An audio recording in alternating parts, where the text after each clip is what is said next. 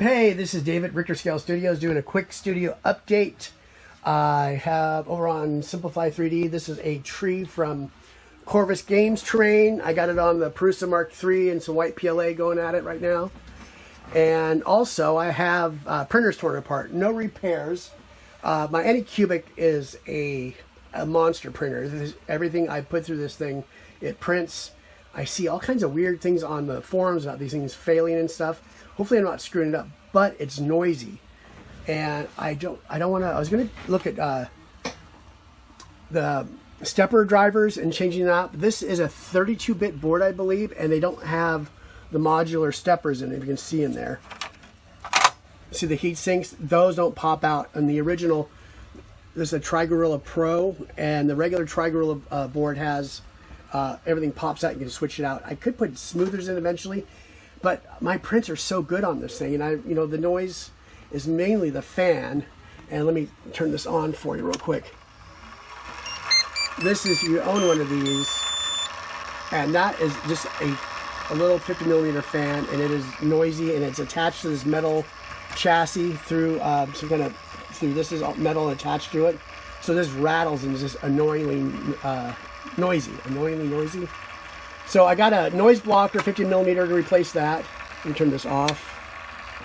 And then I'm going to take the power supply, and I got a Silent 6. This is a 60mm by 15mm fan. That's going in there. I got to switch out all the plugs. This has got these three these X2s or something like that. I'll post the name up here what I have, because I'm going to make all these new. So I don't think I'm going to cannibalize this fan. I'll just put new connectors on the new fans and maybe save this for something, but it's really not a very good quality fan. And what else am I doing with this? Oh, and then I got some M3 rubber washers, because this is still metal thing, and there's no, these aren't like, let me grab the Noctua fan. That's for another project, or that still belongs to this. These Noctuas have these little rubber, I don't know what you want to call these, bumpers or gaskets or whatever on them. So it kind of helps with the sound dampening with vibrations. These things don't vibrate. These are my favorite fans, but they don't make it in every size that I want. So I'm going to try to compensate for that with these M3 washers. And I'll put links to all this, affiliate links for Amazon or eBay down below. And that helps out with keeping me in PLA and printing, and just keep the hobby going. So what else is going with the Anycubic? I took the gantry off, and I did I'm taking this big metal piece off. It's heavy and also transferring noise.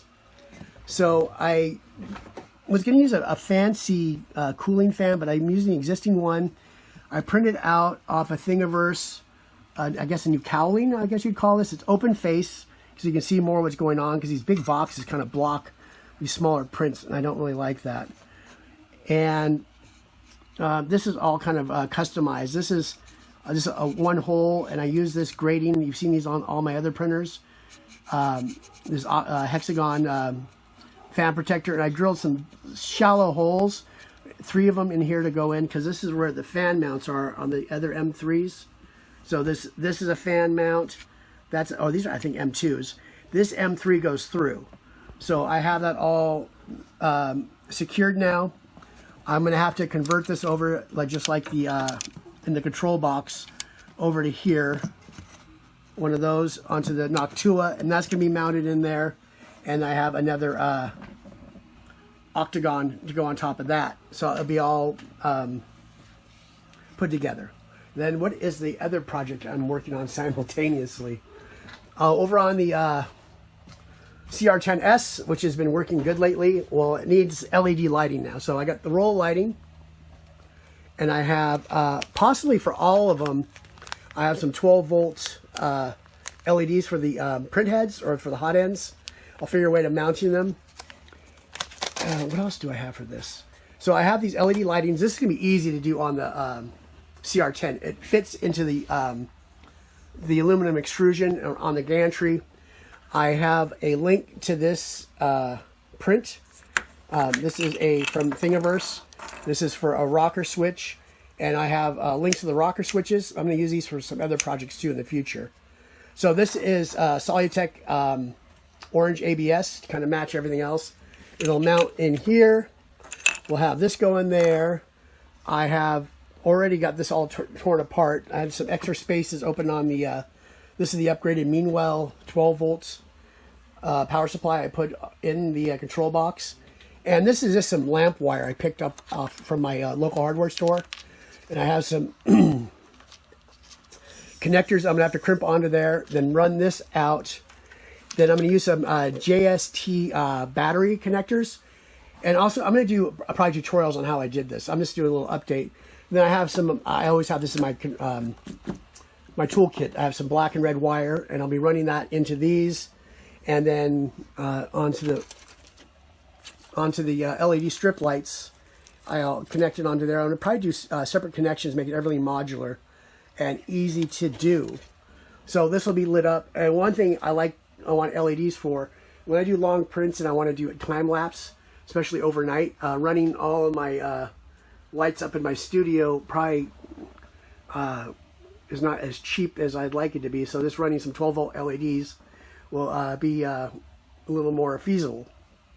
So that is it for this little update. Oh, another thing, I'm working out printing agreements with a couple of the big designer studios out there. I've been talking to Corvus Games Terrain and Imperial Terrain, and also Warlayer. I may be doing, getting everything worked out. I don't think I'm going to be selling straight prints, but I want to be able to do prints and paint them and sell them on eBay and a Etsy store that I'm setting up. So people can get some cool looking terrain on their table that's got a little custom paint job to it. And these trees might be part of that too. So I will see you in the next video, and thanks for joining me. Hey, I'm back. I'm just kind of setting up my production a little bit better on my videos so they're a little more coherent and less gonzo looking. So this is a couple days after the studio update that's in this video. My Prusa started acting up. I had thermal runaways. If you recall, in the beginning of the video, I had this white tree printing. Came out flawlessly. These are from Corvus Games Terrain for Star Wars Legion, or whatever kind of war game or role-playing game you want to do. Well, I did two smaller ones, got a thermal runaway. I thought it was some kind of weird, freakish thing. With my Prusa Mark III, awesome printer, but when I have the updates, it kind of acts up once in a while. I have to go through the calibration wizard and everything straightens out. It just kind of gets funny when you change the firmware on it or update it. Then did another one. Then I had some other prints that were successful, and then it screwed up again. And I noticed the bed was light was going off and on, and that's how I noticed the fix of that one time. But there is a short in the wire somewhere, and I'll show you on here. That's why I have the camera angle at the bottom left, so it gives you a little better view of the light. I guess you see it good at the top too, but I'm just playing with all these cameras right now. So I'm going to go into settings, because I just want to warm up the bed itself, not the nozzle. Let's take the bed up to 80 degrees. And at this point, when you're not printing, you will not get a thermal runaway, but you'll get a heat temp error. And it'll take a while to get to that, but let's see. Let's get it up to, let's go back to the main info screen. Okay, so we're at 80. And see right now, there's nothing there and there. Because I kind of was playing this before I went on video. And we got perfect. Then we're off again. Let's say if I go in the back, I play with the wire, that's fine. And I took this whole, I took the whole thing apart. I'm going to do a video in the near future when I get the thermistors, I believe. Tomorrow or the next day, they're coming in from Prague. I ordered two just in case, because obviously this is going to be like a consumable product. And I'm changing the, this has got some kind of sticky fabric wrap on this. I want to go to a smaller diameter of this stuff. I think that's a little bit better, and I think it's on this side of the printer too. I want to make it all the same. And that sticky stuff is going to be a pain just to cut it off, and it'll have some kind of adhesive on all the bed wires and the thermistor wires. So I just want to give you a quick update on that. Because I played with this off and on, and it's just, so I don't know if I come to this position. Yeah, so there's something really funky. And it's not that hard to take apart. It's just a little time consuming.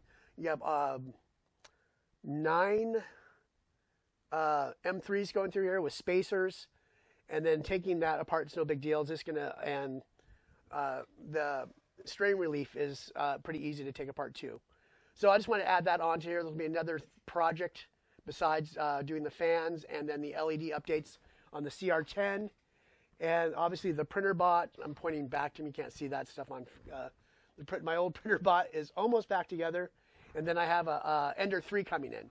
So I want to start doing some printing and painting on Etsy and eBay. I've been working out printing agreements with some of the bigger studios like Corvus Games Terrain, Imperial Terrain, Terrain for Print, and of course Warlayer, which I've done a lot of videos on. So that is it. Thank you for joining me, and we'll see you in the next video.